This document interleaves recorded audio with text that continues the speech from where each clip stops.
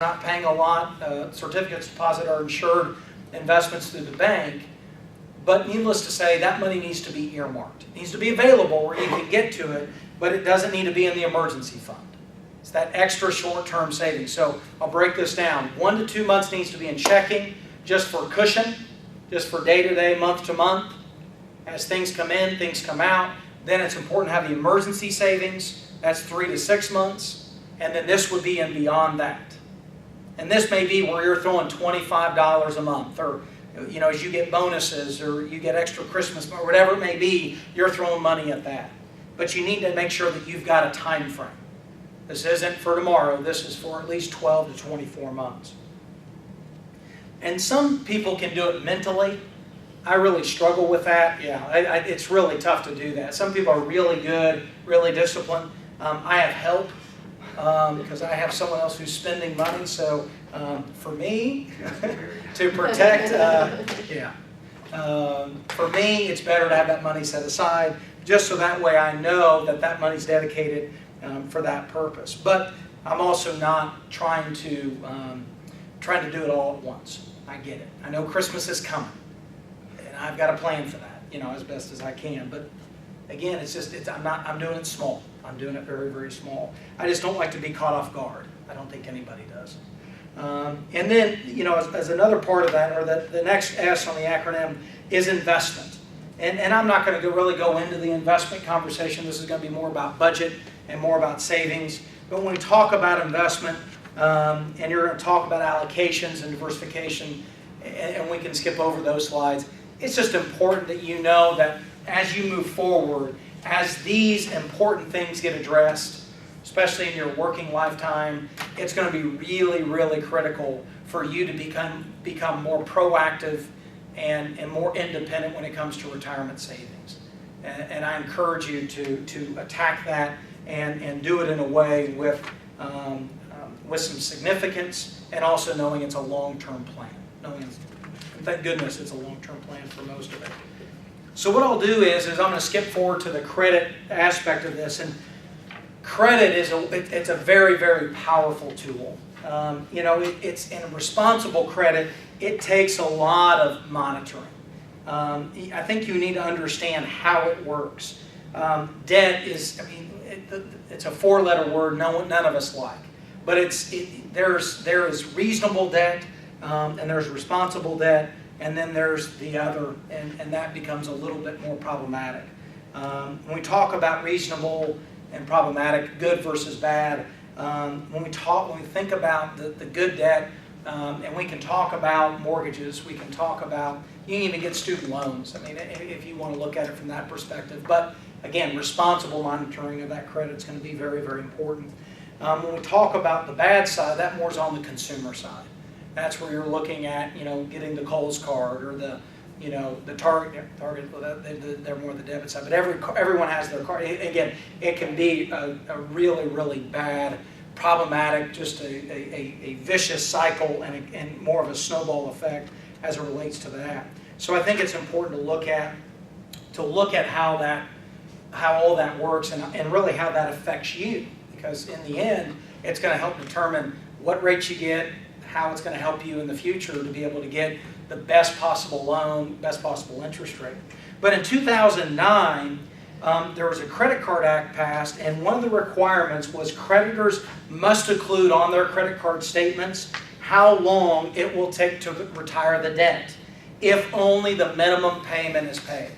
And that's kind of the big number there. So easily you can look at this, and it can be kind of overwhelming as you look at the minimum, but they have to do it. They've got to let you know what that is. So at least it allows you to know, what you're looking at. And the reason why it's so small is actually because you've got the interest charge there. And so that's the thing where you just want to stay on top of it. Again, get in a ritual of knowing where you stand, and making sure that you're constantly aware of where you're positioned in those cards, especially because there is fraud. And a lot of times they'll catch it, but sometimes they won't. But when we talk about, some necessary debt, your credit profile, it will determine what kind of quality of loans that you're going to be able to receive, and how expensive it is for you to borrow. So the better your credit history, the more options you're going to have, okay? So when we look at the two parts of your credit picture, you're going to look at your credit score and the credit report, okay? The credit score, which they talk about as the FICO, F-I-C-O score, that is to gauge your credit worthiness. That is to gauge you.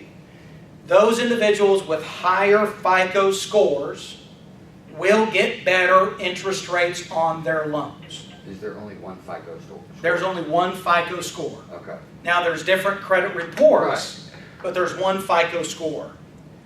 That is from 300 to 850. As close as you can get to 740, those tend to get you the best rates from the institutions. Now institutions may have their own way of looking at it, but the first thing they're always going to look at is they're going to look at the FICO score.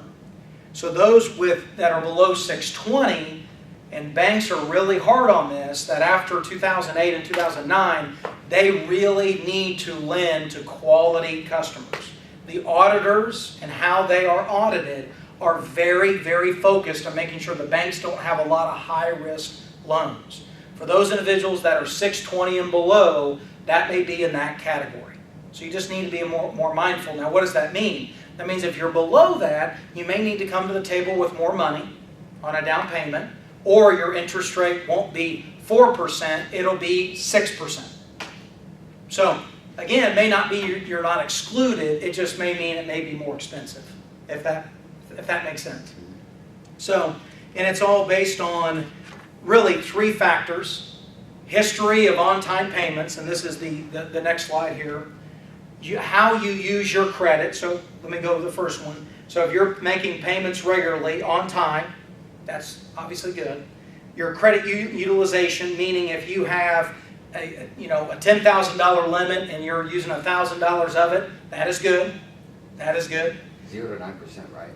What's that? You want to keep it at 0 to 9%? Yeah, it just depends, I think, of your debt of how much you're using. Mm-hmm. Yeah, I don't know what the specific number is, but that sounds, I'll go with that number. Yeah. Sure. Yeah, that sounds about right. Looking at credit history, showing a history is always good. So if you have an old credit card that you've had, it's probably good to keep it open, as long as you're not subject to fraud.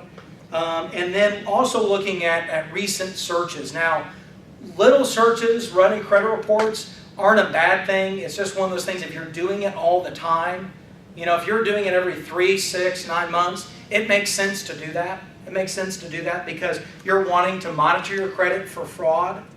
So you just want to be aware of that. Types of credit is important. So you want to think about this, that probably the Kohl's card, or bless you, the card at the department store is not as good as a credit card through MasterCard, Visa, those kinds of things, or on a secure debt situation. So the best debt you can have for credit purposes is secure debt. What does that mean? That means you've got a car, you're securing some asset to get the loan. A house, car, boat, whatever it may be. Not that you go get a boat, just using that as an example. So those are the things that you're looking at. Also, credit that's on installment payments, where every month this is what you're paying. Not a, hey, pay it off when you can kind of a situation. But you can get on, if you go to www.myfico.com, MYFICO, and I know we're cutting close to time, so I'll wrap up here quickly. It is available for free. And then there are 3 credit bureaus: Equifax, Experian, and TransUnion. And you are eligible every 12 months to get a report from them.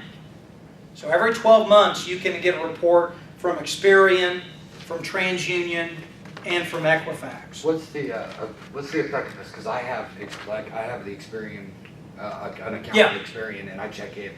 You can do, okay, and then my credit card. Yes. Like that. Those are legit. Oh no, they're good. Now there's a lot of them, so it just depends on what they're pulling from. Okay. And you may want to cross-reference that with, because you can get, if you also want to get a credit report, you can do that through www.annualcreditreport.com. Yeah. You can do that once a year. and that will not affect your credit. I've even seen people at 3 months they get it from Experian, 6 months they get it from, 9 months they'll get it from TransUnion, 12 months they'll get it, and they'll do it over again. So you can also do like identity theft, ID verify, or market lock, or LifeLock, those kinds of things. And again, a lot of it, either it's a combination of looking at your fraudulent activity or looking at your credit. Those things are not necessarily together all the time. So you may get a list of kind of where you are, but at the same time, you're looking at, if they're looking at your FICO score, may not have it on that. And so also on the slide, and we'll kind of finish up here, you're looking at, debt consideration. Again, if you have a lot of different credit cards out there, it's probably best to focus on the smaller amounts, get those paid off quicker, and then you can focus, I think Dave Ramsey calls that the debt snowball. So what you do is that if you've got a $500 card, $1,000, $1,500, get the $500 out of the way, then take those dollars you're applying there and refocus on the next one. Little victories will encourage the confidence for you to be able to step into that next one and continue to make progress. And then when it comes to refinancing, just be aware of there's cost to that if you're going to refinance a mortgage. So just be aware of those options, that even though it's a better interest rate, there's going to be some cost to that and time frames involved. So that's where I'd either talk to a financial advisor or talk to someone that you feel comfortable with. So again, finally, the last step in that the 5 steps, the last step is regular review. This is something you want to talk about. This is basic common sense. This is not anything that you should just learn, got it, okay, and then you never think about it again, because this will affect your life almost every single day, every single month, moving forward. So you got to get a handle on it. You got to get a handle on it. And I'm a firm believer that you control what you can control. And there are a lot of viable excuses that are out there. And you've got to be careful, because there's power in the viable excuse.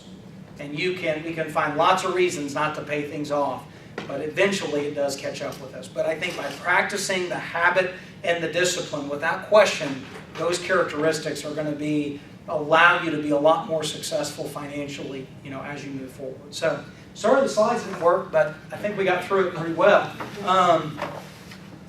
and on time. So, what questions do you have of me? Anybody working on something that needs some guidance or advice? Somebody told me here recently that because I usually pay my credit card payments, I just do it, I have the account of one app. Yeah. So I usually do that. Somebody said that if you call them and you tell them to put so much on interest and so much on principal, that'll pay it down faster. I don't know if that's true or not. Yeah, I think that you can kind of, I think you can try to do that, but a lot of times what happens is that it's a little less, I think, beneficial on the credit card side. I think it's helpful on a home, because you're able, because again, you're building equity. You're building equity there. They may let you do it, and it may make some sense, but it may be overkill. I usually just pay more than the minimum payment. Yeah. I pay more than the minimum payment. I keep my balance fairly low, and then it's been going up like crazy. But if they can tell you, you can call them and say, if I do this, what does that mean? Okay. On time frame. And they may say, well, if you keep doing what you're doing, it'll get paid off in this time. And what if I pay off pay more on the principal and less on the interest? Anytime you can pay more on the principal, that's going to help you. But I've not seen it where credit card companies offer that. I've seen it where mortgage companies offer that. Credit card companies. I usually budget out exactly how much I have to spend on paying credit card bills. Yeah. So, and then I don't spend, I'll maybe spend $30 more than that. And then that way when I budget, I pay it. You got it. $30. It works. Spend it less I have to spend. Okay. Thank you all. Thank you. You're welcome. Have a